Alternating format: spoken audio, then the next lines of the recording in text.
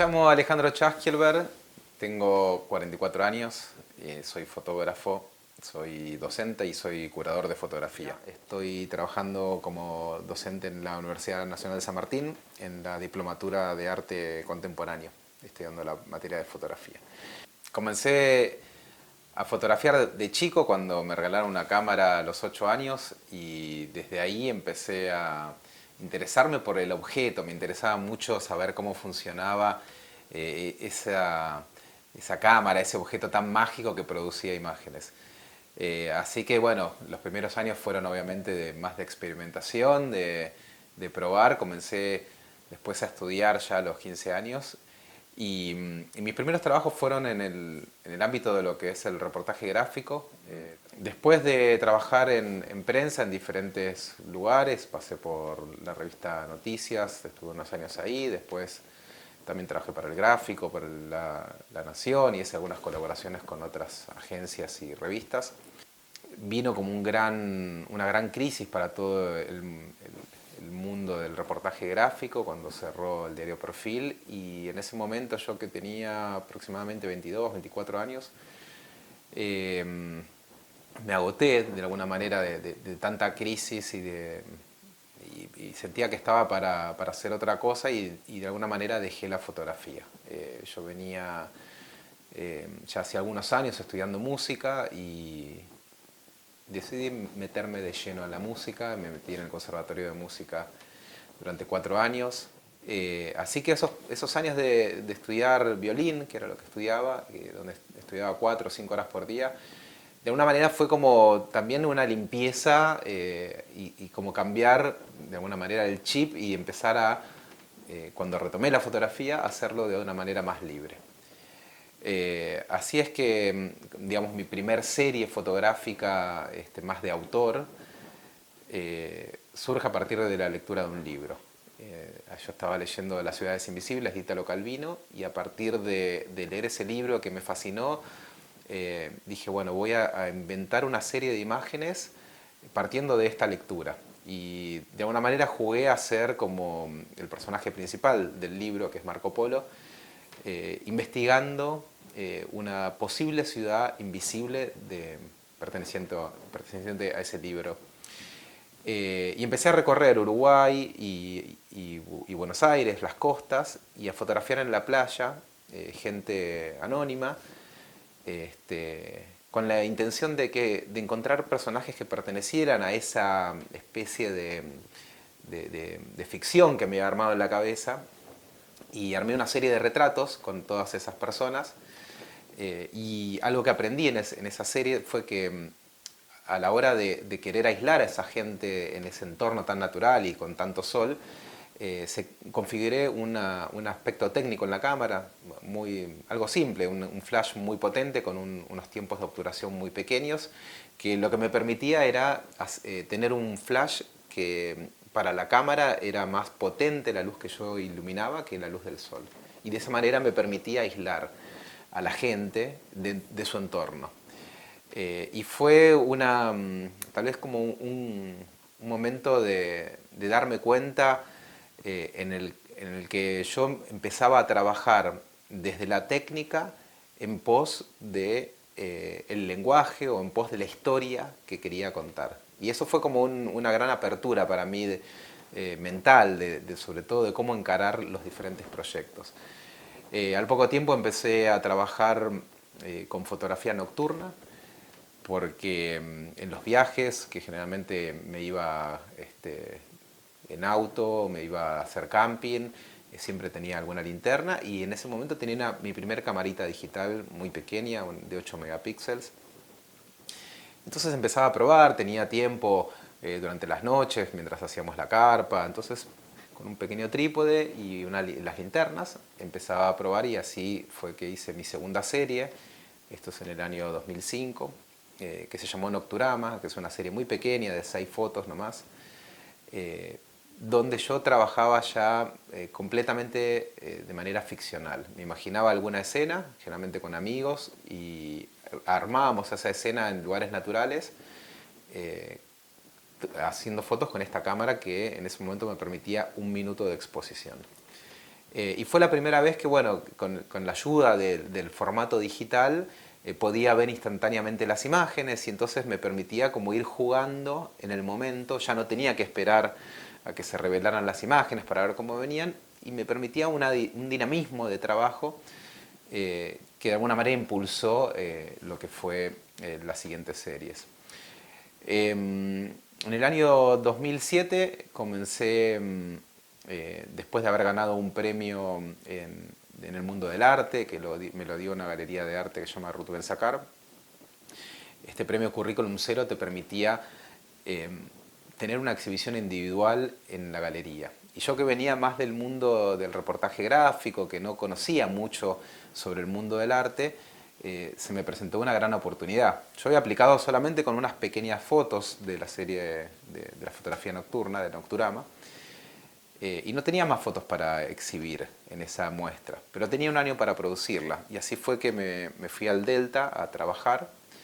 Había un amigo que estaba viviendo ahí, lo empecé a visitar con la idea de seguir trabajando con fotografía nocturna, pero cambié en este punto de cámara. Empecé a trabajar con una cámara de gran formato, una cámara de placa de 4,5 pulgadas que tiene varias particularidades en relación a las cámaras de formato medio o formato pequeño.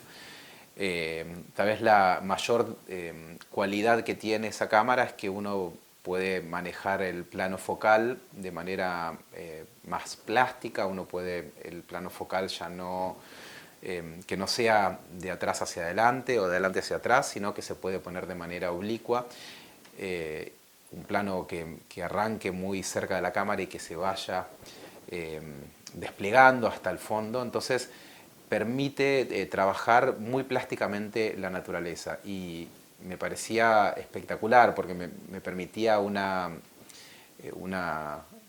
plasticidad, valga la redundancia, espectacular de trabajar con el ambiente y sumado a lo que era el trabajo de fotografía nocturna, de iluminar durante la noche, se armaban imágenes realmente muy potentes, que nunca había hecho.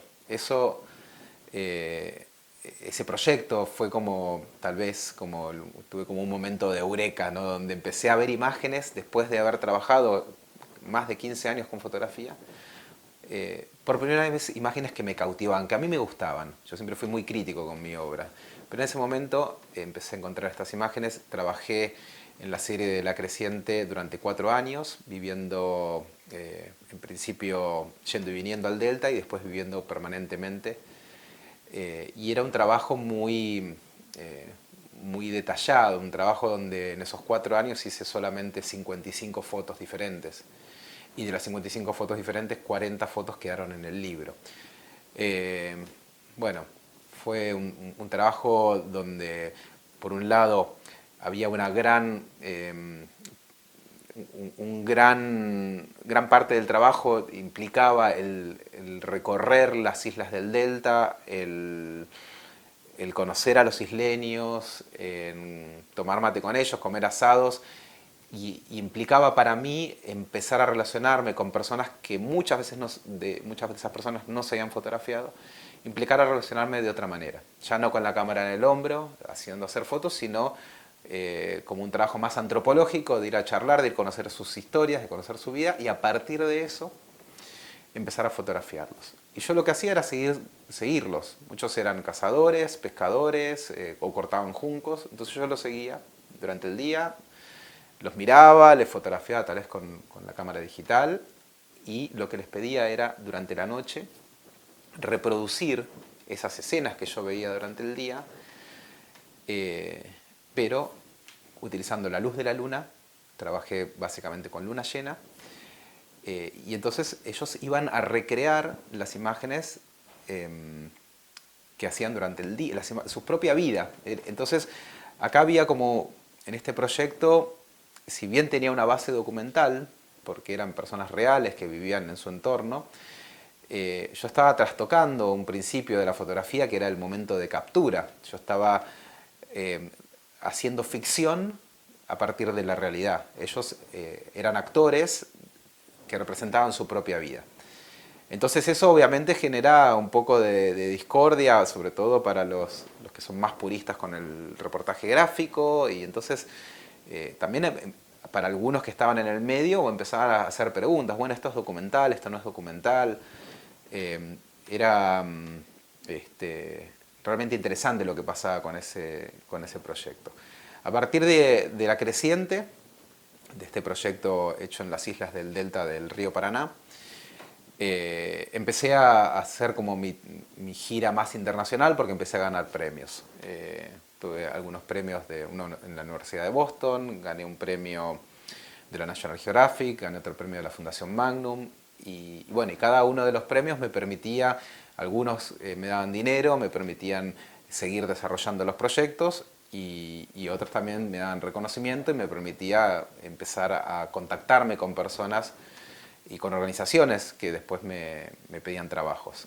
Y a partir de esos trabajos que me pedían, ya empezaban a llamarme para que desarrollara los proyectos con mi impronta. Ya por primera vez empezaba a tener proyectos por encargo que no eran proyectos donde el fotógrafo es como invisible o puede llegar a tener un estilo pero no tan marcado, sino que eran proyectos donde yo hacía fotografía nocturna, trabajando con temas documentales. Así es que viajé a África, hice un proyecto en África con comunidades rurales en la región de Turkana que venían sufriendo las sequías durante varios años, y era gente que estaba también en riesgo de vida muchas veces.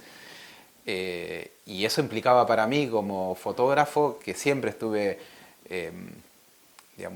vinculado con lo social y siempre me movilizó y me sensibilizó, bueno, me generaba muchas preguntas y sobre todo me ponía en jaque porque yo estaba haciendo imágenes de alguna manera artísticas, imágenes muy coloridas y muy bellas, con gente que realmente la estaba pasando muy mal en la vida. Entonces me generaba un montón de preguntas.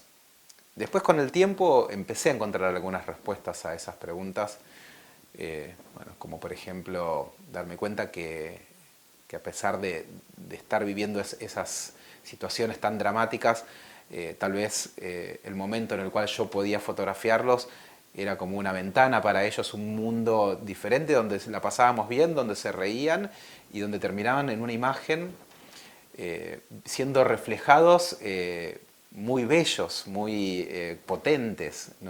De alguna manera quebraba con esa idea de tener que retratar la tragedia de una manera cruda, ¿no? Entonces aprendí mucho en cada uno de los proyectos. Eso fue lo que aprendí en el proyecto de Turkana. Y después, bueno, también las exhibiciones que empecé a hacer y que me invitaron, me empezaron a llevar por diferentes lugares del mundo. En el año 2012 llego a Japón, a Tokio, a exhibir estos dos proyectos, el que había hecho en África y el que había hecho en el Delta. Y ahí en Japón había ocurrido un tsunami muy grande en marzo del 2011. La gente estaba muy movilizada por toda esa tragedia, toda esa historia. Y yo me enamoré instantáneamente de Japón y dije, bueno, acá quiero empezar a hacer un proyecto. Tuve la posibilidad del mismo año regresar a hacer otra exhibición, y en ese momento decido comenzar un proyecto en un pequeño pueblo de pescadores que se llama Otsuchi. Es un pueblo de 15.000 personas que había sido completamente arrasado por el tsunami. Yo llego a Otsuchi un año y medio después de que había ocurrido el tsunami, y tal vez la gran pregunta que yo me hacía era, bueno, ¿qué voy a contar acá? Ya las cámaras de televisión se habían ido, ya gran parte de la ciudad se había limpiado, y de alguna manera tenía la sensación que había llegado fuera de tiempo. Pero me mandé igual, dije, bueno, voy a investigar a ver qué puedo encontrar. Y empecé a recorrer un poco la ciudad, lo que quedaba del pueblo, a hablar con la gente. De a poco, como yo, bueno, viajando de Argentina, implicaba mucho esfuerzo ir hasta allá y mucho esfuerzo económico también. Había hecho mucha investigación, por primera vez, investigación en redes, saber qué había pasado en Otsuchi, qué había resultado de la tragedia y cómo estaba la gente. Una de las cosas que vi que me había impactado mucho era que la gente volvía a esas casas que están completamente destruidas, volvían para rezar. Muchas veces habían perdido familiares, digamos, esos espacios que estaban vacíos, que estaban destruidos, tenían una carga emotiva muy fuerte.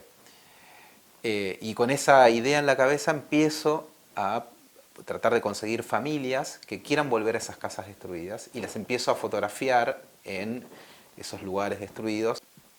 Lo que hice en Otsuchi fue retratar lo que había quedado del tsunami. Pero tal vez lo que aprendí después de varios viajes, hice 7 viajes a Japón para hacer ese proyecto, fue cómo contar una historia a partir de una idea. Yo tenía esta sensación de que había llegado tarde, pero me empecé a encontrar con que mi proyecto tenía que ver con la memoria. A partir de encontrar un álbum de fotos en la calle que estaba completamente destruido por el agua, por el tsunami y por la lluvia, porque había estado a la intemperie más de 1 año y medio, y cuyas fotos estaban completamente desdibujadas. Uno podía ver que los colores se habían borroneado, tenían colores nuevos que habían aparecido después del tsunami, porque se habían mezclado las diferentes tintas, o mejor dicho, las diferentes capas de color de las imágenes, porque eran todas imágenes impresas, fotografías impresas. Empiezo a darme cuenta que había una memoria dañada, porque claramente esas imágenes de los álbumes familiares estaban destruidos. Entonces, bueno, con esta idea que trato siempre de recuperar algo bueno aún en esas situaciones, dije, bueno, voy a trabajar con estos colores que aparecieron después del tsunami, y voy a usar esos colores para colorear las imágenes de los sobrevivientes que yo había tomado en blanco y negro por alguna razón.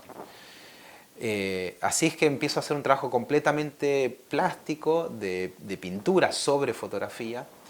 Empiezo a pintar esas imágenes. Ya la cuestión documental estaba completamente alterada, porque no solamente estaba haciendo imágenes nocturnas, sino que además esas imágenes en blanco y negro las coloreaba con colores que yo recuperaba de otras fotografías. Fue un proyecto que me enseñó a trabajar de una manera diferente, con una idea, ¿no? ¿Cuál era la idea? La idea de recuperar la memoria, la idea de trabajar sobre la memoria, más allá de lo que yo estaba contando, esta historia en particular. Había una idea general, una idea global que enmarcaba este proyecto. Y el proyecto Otsuchi, Memorias del Futuro, finalmente, bueno, terminó un libro. Si bien me costó mucho, después de haber hecho ese proyecto, pensar en hacer un proyecto también sobre alguna tragedia, y me fui para otro lado completamente. Comencé a trabajar sobre un laberinto que está en la Patagonia Argentina. Se llama Laberinto Patagonia, es un lugar muy mágico que lo descubrí por azar, viajando, haciendo camping ahí en la Patagonia, y cuando conocí a los dueños hablamos, decidimos empezar a hacer unas imágenes y terminamos publicando un libro. Y que es un libro que va más hacia la magia, hacia la fantasía. Es un trabajo sobre ese laberinto y sobre todo el imaginario que ofrecen los laberintos, y sobre todas las historias y leyendas que hay sobre los laberintos, enfocándome en ese propio laberinto, pero también en lo que es el entorno donde está ubicado, que es la comarca andina del paralelo 42, que es en la zona, el límite entre Río Negro y Chubut, en la cordillera de la Patagonia Argentina. Y el otro proyecto que hice después de ese es un proyecto que se llama Pixel, y con esa idea empecé a trabajar con los teléfonos celulares de quienes fotografiaba. Lo maravilloso de toda esa serie es que después empecé a trabajar en espacios naturales, con mucha gente, y todas las imágenes resultantes empezaban a ser multicolor. Entonces eso también hablaba de que si bien hay una cuestión de unidad y de egocentrismo muy fuerte que tiene que ver con las redes y cómo uno se muestra a las redes y lo que implica eso. Bueno, por otro lado, cuando estamos todos esos seres juntos, cada uno con su color, terminamos armando una imagen muy diversa en cuestión de colores y multicolor también. Entonces, de alguna manera habla de la diversidad, habla de la unidad, por eso se llama Pixels el proyecto, y la idea de que la gente esté en espacios naturales tiene que ver con unir de alguna manera el entorno natural con el entorno digital. Y el último proyecto que hice después de ese, que surgió también como surgen muchos de los proyectos por azar, fue cuando ocurrió un gran incendio ahí en la Patagonia, justamente en el pueblo donde yo estaba viviendo. Paradójicamente yo venía trabajando con la idea del fuego porque para mí el fuego representa la renovación y representaba, sobre todo en el momento de la pandemia, representaba esta idea que teníamos muchos de, bueno, de ahora vamos a empezar de nuevo, vamos a, digamos, como de cambio, y por eso también hacía fotos en bosques con fuego, iluminando, en momentos en los cuales se podía prender fuego en el invierno. Y bueno, y en el verano, ya con la sequía, con el calor, vino un incendio que fue un incendio extraordinario, que quemó entre 300 y 500 casas y que vino literalmente hacia la casa donde yo estaba. Entonces, en ese momento, el día del incendio, agarré la cámara, empecé a fotografiar, me fui para el fuego, agarré el dron, empecé a volar y empecé a documentar, cámara en mano, con todo lo que he aprendido del reportaje gráfico y de mi vida así de documentalista. Empecé a documentar todo lo que ha sucedido y después continué durante 6 meses más en la zona trabajando con lo que había quedado después. Entonces es un proyecto que mezcla, por un lado, tal vez mis comienzos de la fotografía, donde hay algo más documental, de capturar el momento también, y después imágenes nocturnas que tal vez me llaman más hacia la serie de Otsuchi, el trabajo con la destrucción, el trabajo con la gente que había sobrevivido a esa tragedia. Y bueno, de alguna manera en este proyecto Fuego, que me parece que es un proyecto bastante actual, porque estamos viviendo una serie de catástrofes ambientales y muchas tienen que ver por la sequía, también por inundaciones, pero en este caso tiene que ver con la sequía. Bueno, ese es el proyecto que estoy ahora editando y que espero próximamente poder publicar un libro con ese. Bueno, si quieren conocer mi trabajo, los invito a que vean en mi Instagram, que mi Instagram es Alejandro Chasquielberg, mi página web, que es chasquielberg.com, y después, bueno, les invito a que googleen, porque también ahí aparecen un montón de cosas, de notas, a los que más les interesen. Pueden ver también mi charla TED, que está en ted.com, y ahí pueden escuchar lo que es la serie Otsuchi Memorias del Futuro, contada en ese formato de charla TED. Plazos de protección legal sobre la fotografía. Ley 11.723. Régimen legal de la propiedad intelectual. Actualmente tenemos un plazo de protección patrimonial de 20 años a partir de la primera publicación, artículo 34. Terminado ese plazo, la obra pasa a ser de dominio público pagante. Es el Fondo Nacional de las Artes el encargado de cobrar un canon por el uso de las fotografías, pudiendo disponer de los beneficios económicos que surjan de ella. Las demás obras, científicas, literarias o artísticas, tienen una protección de 70 años posteriores a la muerte del autor. Artículo 5. Queremos que el plazo de protección sea de 70 años, al igual que las demás obras de arte. Quería comentar sobre el artículo 34 de la Ley de Derecho de Autor, la Ley 11.723. que establece que para los fotógrafos o para las fotografías hay un plazo de 20 años de protección después de la primera publicación. Eso implica, por ejemplo, en mi caso, que varias de las imágenes de La Creciente ya en 4 o 5 años ya van a ser de dominio público, lo cual obviamente atenta contra nuestro trabajo porque uno vive de vender sus fotos.